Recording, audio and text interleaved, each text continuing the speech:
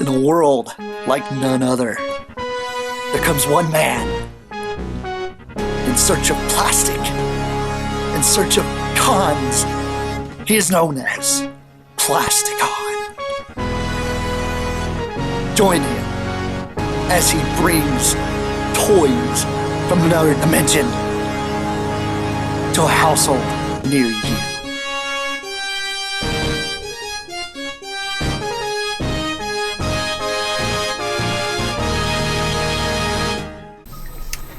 Hey guys, Plasticon here. We're going to be talking about nostalgia and what actually defines a really, really good toy for children and what doesn't.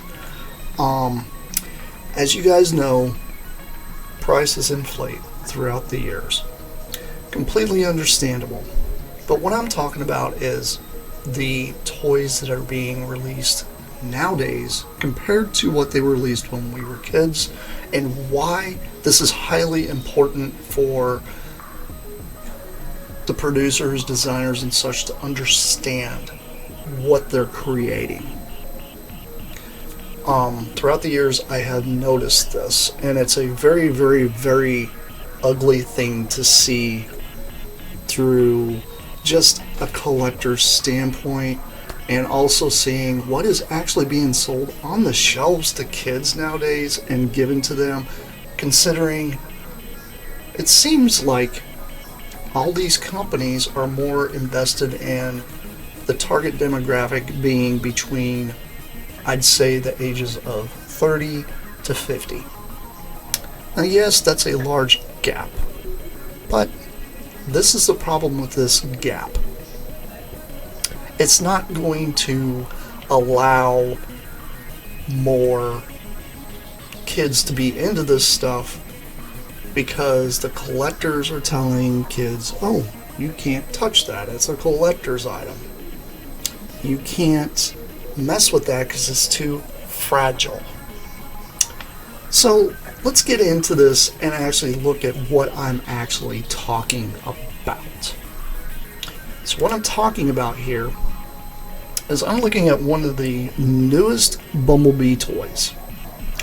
This thing is $15, and this is either Bumblebee, Starscream, Optimus, any of those.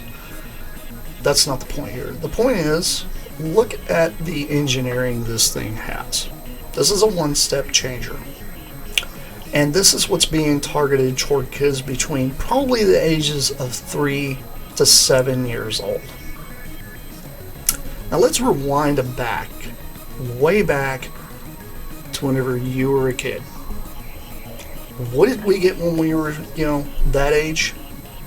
The only toys that were actually available at the time. And that would be exactly stuff like this. These are all geared toward children.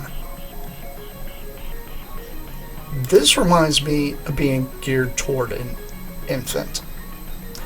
Now, the problem I see here is the fact that, okay, this is great, it gets a kid into Transformers, but really, what are you teaching them? There's really not a whole lot of complex puzzle play in this thing because it literally transforms itself pretty much. When you go back to these, there was a lot. I'm talking about Power Master Prime, and I'm also talking about these mini-bots. Back in the day, you can get 4 mini-bots for $8. Now I'm paying $15 for a single figure that's highly inferior, that's basically has almost the same transformation as a mini-bot. Now I know a lot of people ragged on the mini-bots and the Micromasters, and these got ragged on a lot back then. Everybody's like, oh, they're too simple, they're too small, this, that, and the other. Well, that's what we're catering to now. What's the difference? I don't see a difference there. All I see is corporate greed blowing up a Micromaster and expecting kids to see that as a definitive version of something until they're at least, of age appropriate time for them to be able to figure out something more complex. Now, if you go and look at toys from when we were kids. We also had other toys on the shelves other than Transformers at the time. And I'm also looking at what you guys want to call the GoBots. We have Zybots. We also have ones that are a little more complex. They're actually not as complex, and these were Super GoBots. If you notice, the prices of these things, $5 each. These things are more complicated than the thing that they're promoting now. $7, almost $8 for a Zybot. Still more complicated than what they're promoting now. Now, this is my argument with this whole thing, and I know some people probably aren't going to agree with me, but I personally think this is what we should be promoting to kids instead of this. This should be promoted more or less to the preschoolers. Yes, I know about rescue bots. I know they're a little more chunky, they can handle a little bit more, but if you notice, look at the design of this thing. Like, seriously, look at the, now I lost my spot. I'm gonna go forward again. Okay. Sorry about that. If you notice, look at the design here. Extremely hollow arms, a tiny little ball joint. You can't tell me that that little ball joint there, right here, isn't going to snap someday. And that, you know, is everybody's fear when it comes to toy collecting. I understand if something's a 40-year-old toy. But why are we building inferior toys compared to what we had when we were kids? Everybody wants to collect cost. Well, the MicroMasters were inferior, and the cost wasn't that much. I can guarantee you it doesn't cost half as much to create this as it does a set of 4 figures. Now, I do know how plastic mold injecting works because I've actually witnessed it and seen it. I know how big some of those molds can be. They can be enormous for a tiny little part. But the problem I'm seeing here is toys are becoming more and more inferior. I mean, if you want to really look at what is being produced nowadays for kids, it is not what it should be. And I am not even remotely talking about masterpiece stuff. This stuff here is for the high-end collector. This is not for a kid. This is for a kid before he's even 10 years old. But these were for a kid before they were 10 years old. These were for a kid before they were 10 years old. Now, I'm not even mentioning the Megatron because that's a whole different ball game dealing with legalities and such. But what I'm talking about is stuff like Soundwave. Stuff like, oh, I don't know, Zod here from the GoBots. These are really, really good toys, and they hold up very well. And toys were really not made to last forever. And there are some people out there that don't understand that. Toys used to be made of metal, like solid tin. Some of them actually had gearing inside of them that made them drive. Some of them had lighting gimmicks in them. All different kinds of stuff. I'm not even getting into a gimmick toy. I'm literally just talking about something that just takes 2 seconds to transform. Well, everybody says, well, it takes too long to transform any of those other... No, it doesn't. You tell me it takes forever to transform this bulldozer guy down here? You literally just drop his legs down and pull his arms out and he's done. So, the argument isn't something being over-complexed. The argument is we're giving kids a very, very low quality of life design. We're giving kids a low quality life experience because the experience won't be there whenever they get older. A lot of them will probably step away from Transformers before they're even 10 years old because the fact of how fragile these things are, how hollow they are, how less appropriate they are. And the other thing I really want to get into is, yes, I'm going to talk about pricing here. Because pricing is absolutely ridiculous. You're giving $15 for a toy that really is just an upscaled knockoff almost. And yes, I'm going to call it a knockoff because I've handled many knockoff toys in my life that have better engineering and quality than the official product. And this, I know some people are not going to agree with, I think is absolutely an insult to anybody that has any respect for the brand. Now people will say, well, they're trying to save money. Well, they're saving money by doing windowless packaging. Well, we already see how well that's going with people pulling the heads off, people yanking out the accessories. There was a picture I saw one time. It literally was a Ironhide core class that was pulled completely out. All was left in it was the legs. So people will steal stuff, vandalize things when they can. They've been doing it ever since I was a kid. I saw times that you'd find a Hot Wheel box where the Hot Wheel was missing, but the bubble thing was ripped away and the car was gone. It happens. There isn't much you're going to be able to do about that because that boils down to the retailer and their security. But when it comes to toy making, yes, I know it's nice to see these things being still produced, but we're still producing really, really inferior toys. I know some people are like, oh, these are cool and they're kind of fun, but are they really fun? Like, my biggest thing when I was a kid, I used to enjoy playing with Hot Wheels and smaller pocket-sized cars. That's why a lot of the smaller combiner Transformers fit in, because they were pretty much Hot Wheel size, maybe a little bigger, not by a lot. Same thing with GoBots. They all kind of fit within the same play pattern realm.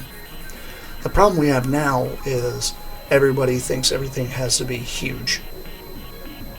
And I'll be honest with you. Say some of you guys have, I know some of you guys do have kids. What would you rather have?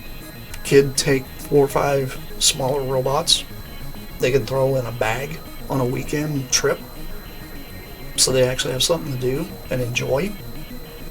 Or a one-step changer like this that will hold their attention span all of 3 minutes, probably be left in a closet on a shelf, laying on the floor in the middle of the room, not even cared about because they're bored with it. There's no expansion. Expanding, okay, yeah, you buy them another one. Well, guys, you're up to $30 there. And that's kind of a waste for a toy line that could have more potential to carry on longer than half of us will be alive in 35, 40 years. The problem is, nostalgia is not going to carry these companies very far. And we're really catering more to the nostalgia of a toy through rose-colored glasses of everything being Generation 1 than the longevity of a brand being reborn into something that kids can enjoy in the future. Now, when it comes to these one-step changers, okay, yeah, 3 to 5 years old, okay, cool. Most kids, when they're about 4 or 5, yeah, you go out and buy them something a little more complex if they're really into it. But the problem is the price point. The price point isn't allowing parents to even really purchase these things. When a deluxe costs $25 to $30, a parent isn't going to just straight buy one of those on a whim. When we were kids, we had what was called pocket money, or an allowance. And we were able to buy these little Micromasters. Yeah, Optimus Prime's been expensive. He's $35. But this is like a Christmas present. This is a big one for a birthday present. This is pocket money. When I was a kid and I had Micromasters, I loved these things. They can go everywhere with me, and I didn't have to worry about losing any accessories, and they were fun. This thing, way too big. Kid can't put it in his pocket. He's going to want to run around and carry it all day. And there's really not a whole lot you can really do other than just kind of flip it out, there it is, and then flip it back. These, yeah, there's more playability in them. Lots of accessories when it comes to stuff like Soundwave, or God forbid you get into like Sideswipe and those. These were a little more complex. These, a lot of the older kids got into because they were a little more complex, easier, you know, kind of fun to get into. But a lot of us had a G1 Bumblebee when we were kids. Some of us, okay, broke a piece, this, that, the other. It does happen, but that was why they were made inexpensively. This is made inexpensively to show kids what the potential is, but really not. And the other thing I really want to harp on is take it 40, 50 years into the future. A lot of those G1ers are gone by this point. Hopefully kids are still into it. What are the ones that we're really promoting character-wise anymore? Optimus Prime, Megatron, Bumblebee, Starscream. It occasionally bumps between Soundwave or Shockwave. That's it. So that's the future of the brand if it continues to go down the route it's been going. Transformers 1, I have not seen the movie yet, obviously, because it's not out yet. But, yeah, okay, I saw the previews. It's cute. But that's a movie. When we were kids, we had a cartoon series that carried it. We had cartoon series that have come out. Yes, I know about those. But they don't last long.